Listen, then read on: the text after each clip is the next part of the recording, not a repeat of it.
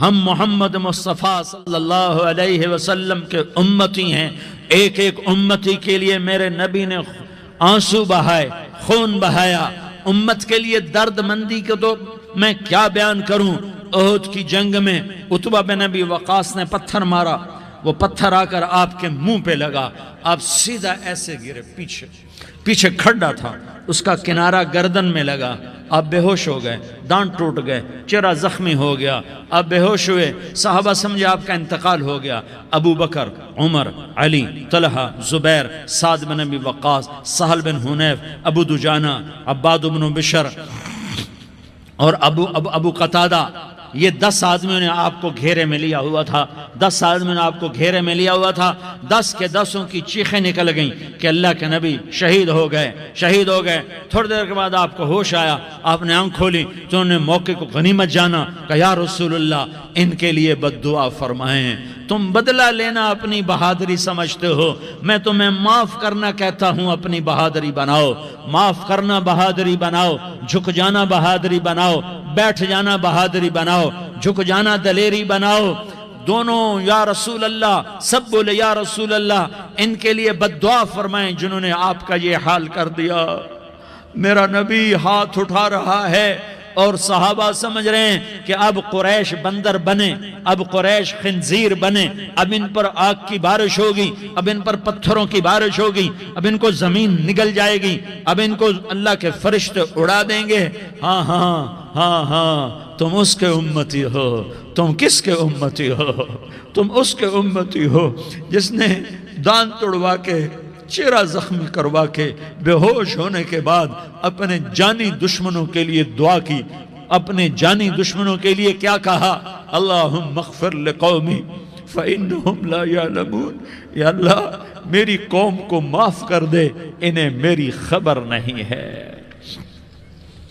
ہم امت ہیں، امت، ہمیں امت بنایا. ایک دوسرے کی قدر جانو، ایک دوسرے کی قدر پہچانو. مظلوم بن جاؤ، مظلوم بن جاؤ. اللہ کی قسم سہرے لے کر تمہارا نبی کھڑا ہوگا، ہار لے کر فرشتے آئیں گے.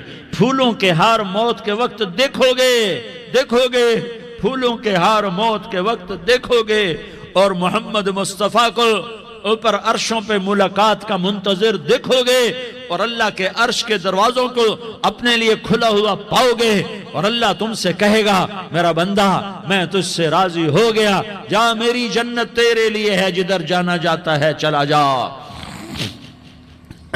ہم امت ہیں، امت جنہیں میرا نبی نہ راتوں کو بھولا، نہ دن میں بھولا، نہ صبح میں بھولا، نہ دکھ جھیل کے بھولا.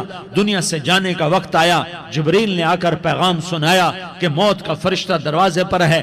آپ نے اندر آنے کی اجازت دی. موت کے فرشتے نے عرض کی یا رسول اللہ جب سے موت کا کام میرے ذمہ لگا ہے، پہلا موقع ہے اللہ نے فرمایا پوچھ کے جانا، بن پوچھے نہ جانا. پہلا موقع ہے اللہ نے فرمایا آنا چاہیں تو لے آنا، رہنا چاہیں تو چھوڑ کے آ جانا. یا رسول اللہ جو آپ حکم دیں گے میں تعمیل کروں گا. آپ نے فرمایا اگر میں اجازت دے دوں تو میری روح بھی نکالو گے؟ کہ یا رسول اللہ آپ کی روح بھی نکالوں گا.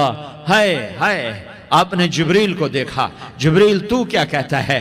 جبریل کہنے لگے یا رسول اللہ آپ کی ملاقات کا شوق رکھتا ہے، اوپر ملاقات کی تیاریاں مکمل ہیں. ہاں آگے آپ کی اپنی مرضی ہے تو میں قربان جاؤں.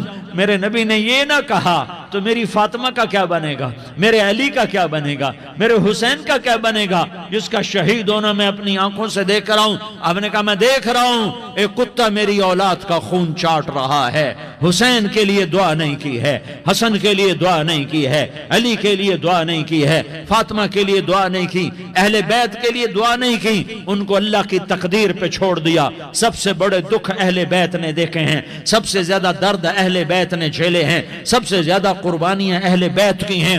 میرے نبی نے کہا اللہم اجعل رزق آل محمد قوتا. میں تو جھولی پھیلا کے دعا مانگتا ہوں یا اللہ میری اور میری اولاد کی روزی کشادہ فرما، میری اور میری اولاد کو سکھ دے، دکھ سے بچا.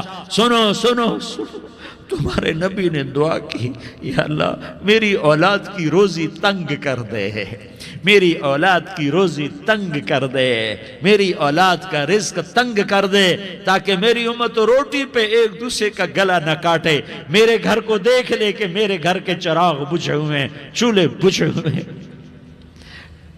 حسن حسین رو رہے تھے، میرے نبی دوڑ کے آئے، آپ نے کہا میرے بچے کیوں رو رہے ہیں، کیوں رو رہے ہیں؟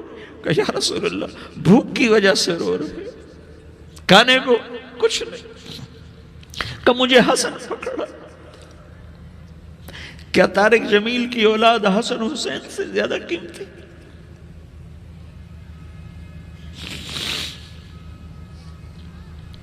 میرے بچوں کی ماں فاطمہ سے زیادہ قیمتی ہے، میرا گھر اہل بیت سے زیادہ قیمتی ہے۔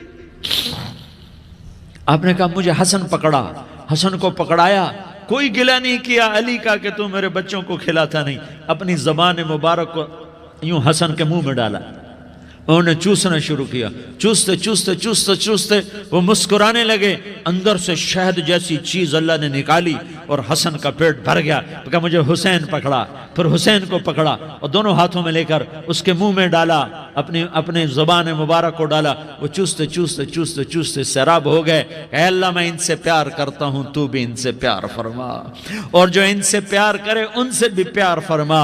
یہ بھوک کی شدت سے تڑپ رہے ہیں، کیا مسلمان روٹی پہ ایک دوسرے کا گلا کاٹتا ہے؟ کیا کرسی کے پیچھے ایک دوسرے کے خون کا پیاسا ہوتا ہے؟ کیا عزت اور اقتدار کی خاطر ایک دوسرے کے سینے چھیدتا ہے؟ کیا اللہ تعالیٰ نے قانون بدل دیا ہے؟ کیا اللہ نے جہنم کو بجھا دیا ہے؟ کیا اللہ نے جنت کو آگ لگا دی ہے؟ کیا محمد مصطفیٰ کا سامنا نہ ہوگا؟ کیا آل رسول کا سامنا نہ ہوگا؟ کیا حسین کے کٹے سر کا سامنا نہ ہوگا؟ کیا زینب کا پھٹا ہوا دوپٹہ تمہیں دکھایا نہ جائے گا؟ کدھر جا رہے ہو؟ کدھر جا رہے ہو؟ کیا کر رہے ہو؟